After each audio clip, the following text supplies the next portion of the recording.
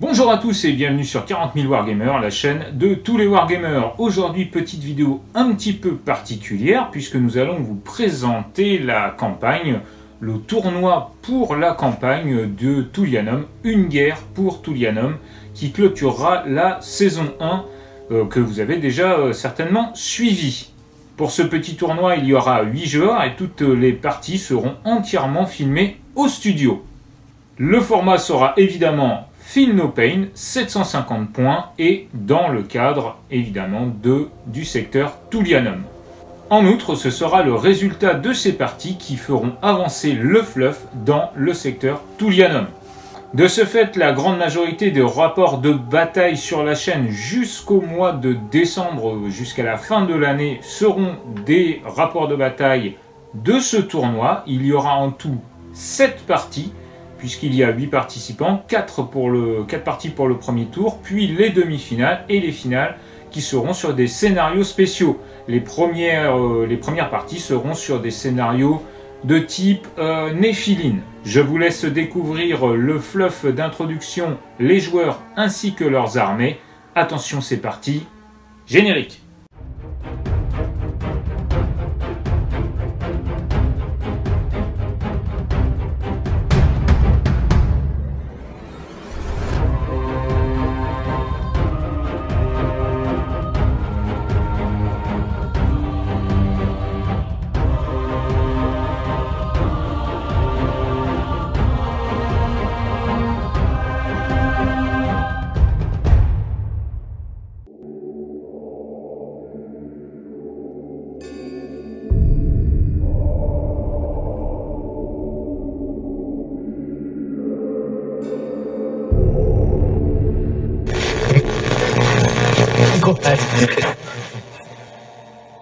Journal d'enquête, 68e jour.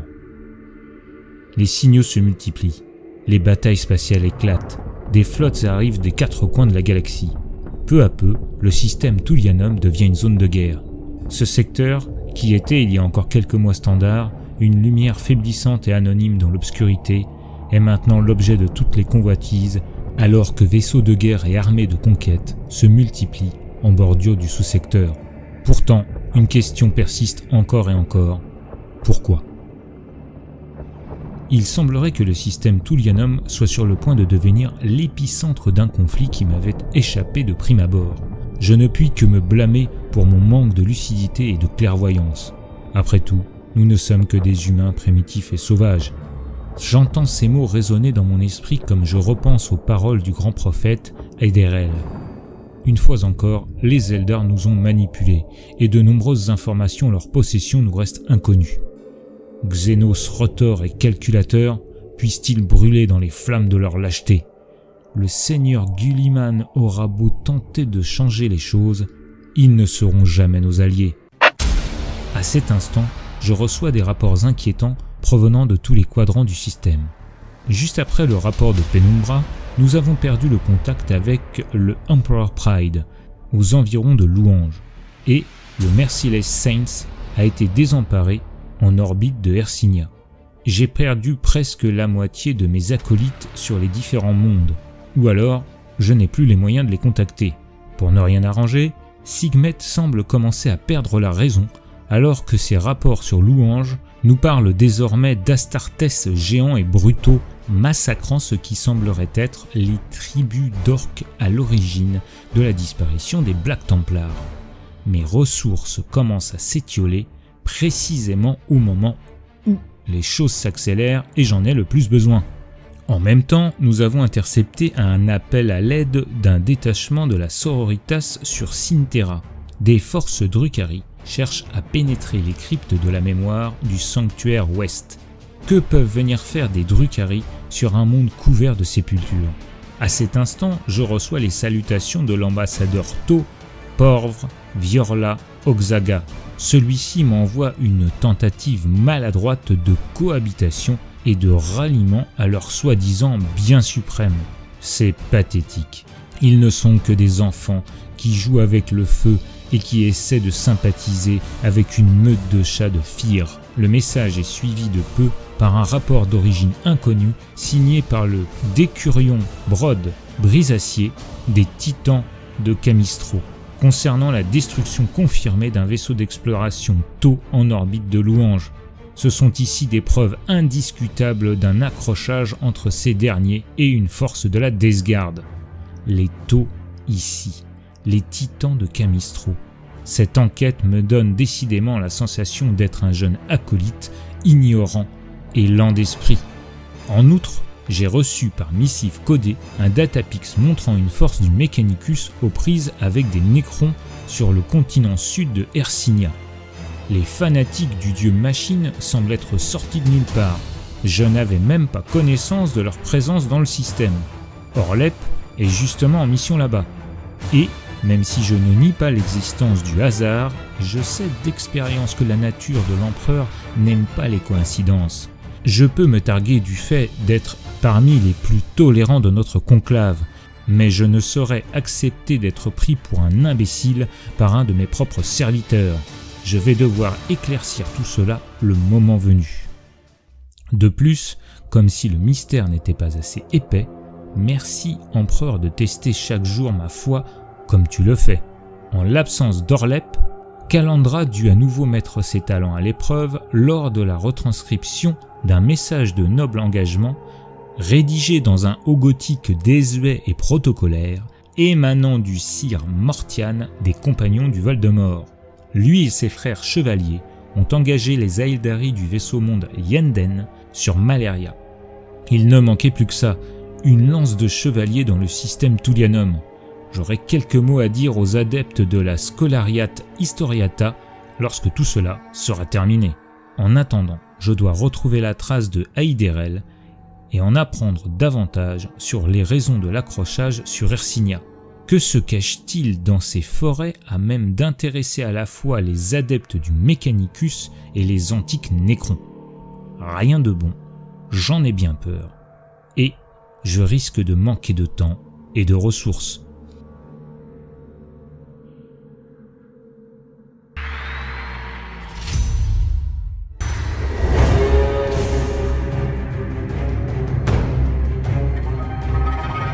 Salut à tous, moi c'est C4 et pour la campagne Une guerre pour Thulianum, je suis venu avec mes Nécrons. Pour ce tournoi au format Field Open, je suis venu avec mon armée qui est composée de un détachement patrouille d'une dynastie custom qui sera expansionniste implacable et conquérant éternel, qui me permettra d'avoir en début de bataille un pré-move de 6 et que toutes mes unités auront l'objectif Sécure. Dans cette armée, mon premier QG sera mon tétrarque Orem Eb, qui sera mon seigneur de guerre. En deuxième choix de QG, mon chronomancien, Amenemphar, avec la lance d'entropie, et la relique, le voile des ténèbres. En premier choix de troupe, 10 guerriers Nécrons. En deuxième choix de troupe, 5 immortels. En choix d'élite, 6 destroyers Scorpec. En choix d'attaque rapide, 3 nuées de Scarab Canoptech. Et en deuxième choix d'attaque rapide, 4 Spectre Canoptech. Pour ce tournoi, j'espère aller le plus loin possible et passer un bon moment avec mes adversaires. Et aussi faire rager Manu. Sur ce, bisous Manu.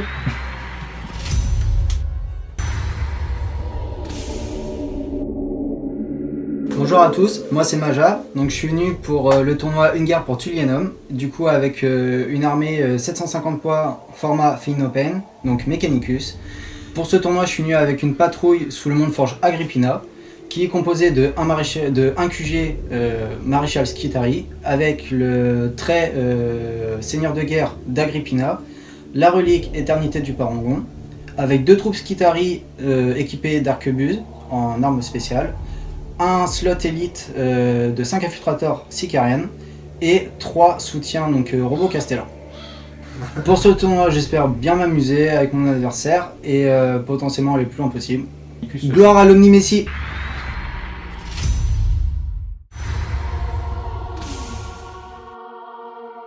Bonjour à tous, moi c'est Marcus Dryden Chivani, vous pouvez m'appeler Marcus, et je viens en 750 points de sœur de bataille, la rose sanglante. Et ça va saigner. Alors, dans ma liste à 750 points, donc, je suis en rose de sang. Je vais donc avoir le trait d'ordre Accès de colère. En premier, on a la chanoinesse Solinor qui vient avec Salam Bénite, son trait de seigneur de guerre Rage vertueuse et la bénédiction Coup exultant.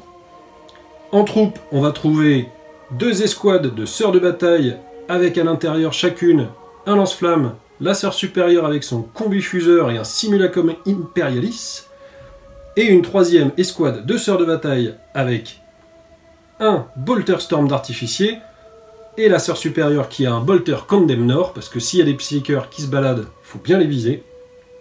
En élite, on aura 8 célestes sacro-saintes.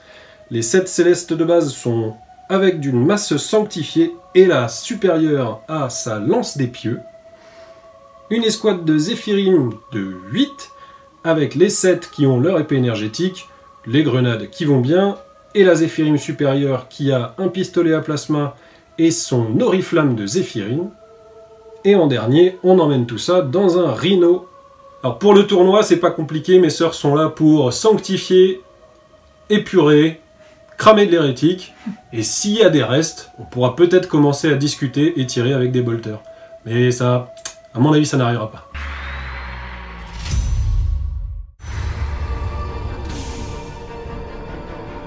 Bonjour à tous, je suis Dr Fetus, je suis venu en Drukhari pour souiller Tullianum. Dans mon détachement bataillon Drukhari, je vais jouer la cabale de la langue venimeuse, le baiser du serpent.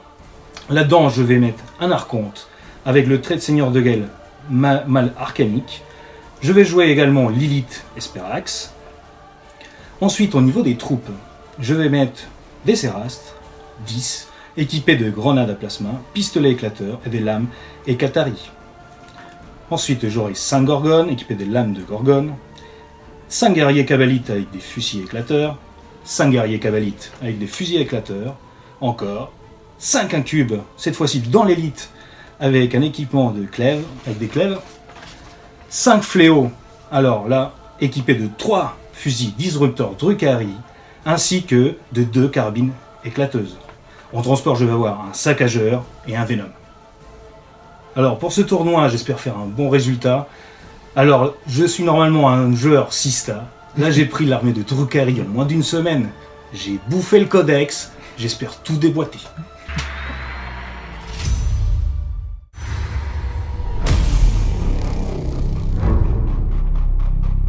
Bonjour, je m'appelle Guy. On peut la refaire? Ouais, parce que c'est un peu pourri, quoi. Ah oui, carrément. Bonjour à tous, je m'appelle... Non, là, ça fait trop début d'info et tout. Oui, bon, on peut rester comme ça. Bonjour, je m'appelle Dylan, j'ai 33 ans, et aujourd'hui, je viens avec ma Death Guard pour jouer la campagne Tullianum en 750 points. Dans mon détachement patrouille, je joue un prince démon, sans aile, avec une épée infernale. Je joue également 2 troupes de véroleux, par 10. J'ai 7 marines de la peste full équipées corps à corps, avec un fléau, des couteaux, les hachoirs, les haches et les masses. J'ai également intégré un icône de désespoir. En attaque rapide, je joue un drone fétide avec la moissonneuse. J'ai un petit rejeton. En soutien, je joue le chenillé crash pest. Et en élite, un biologus putréfacteur pour booster les plagues marines.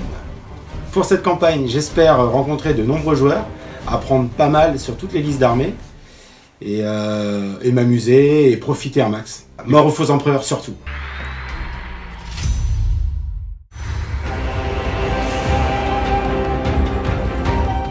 Et salut tout le monde, moi c'est Zagato, j'ai 30 ans, et pour ce tournoi de Tullianum, je viens avec ma petite armée Tau de 750 points.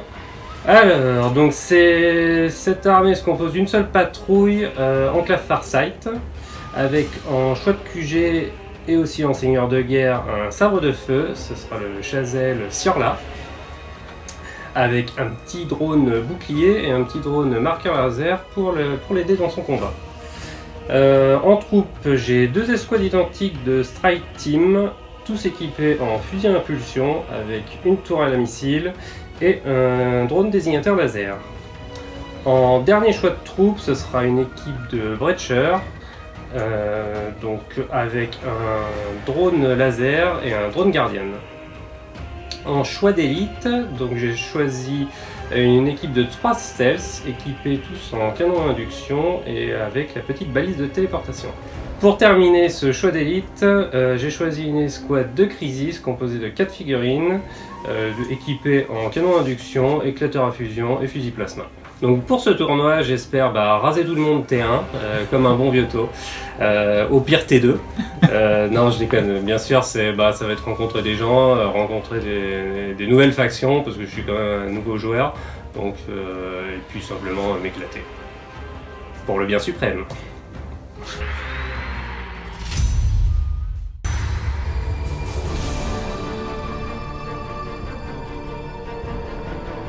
Bonjour à tous, moi c'est Lerital. Pour le tournoi de la campagne Une guerre pour Tullianum, je vais jouer Eldar. Mon armée à 750 points au format Feel No Pain sera de Lost Dianden. Elle est composée d'une patrouille avec 2 QG, le premier l'autarque Irnis Sane. Il est équipé d'un pistolet à fusion, d'un masque de Banshee et il a en relique les ailes de Faulchu. Le Spirit, qui s'appelle Nivrel, à l'équipement standard, un pistolet shuriken et un bâton sorcier. Ses pouvoirs sont châtiment et protection ou spoliation. Les troupes, nous avons 2 unités de 10 gardiens défenseurs. La première, je vous laisse deviner la couleur des socles, s'appelle les optimistes. Ils ont l'équipement standard. La deuxième s'appelle les citoyens. Équipement standard également. Une unité de 5 rangers, les arpenteurs. Et avec l'équipement standard, ils ont un petit champ d'obscurité. Enfin, les 2 élites, 5 gardes fantômes, les éveillés, équipés de canons fantômes.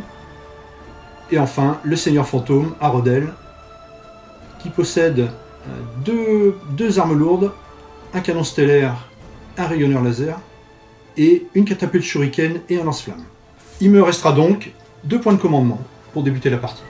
Pour le tournoi, j'espère passer le premier tour déjà, et ne pas fournir à l'assoiffé plus d'âmes que nécessaire. Alors, je vais pas reprendre tout à fait la phrase de Gizmo, parce que moi je trouve qu'elle ne s'applique pas à moi. Moi ça serait plutôt sans Chagat, la maîtrise n'est vraiment rien.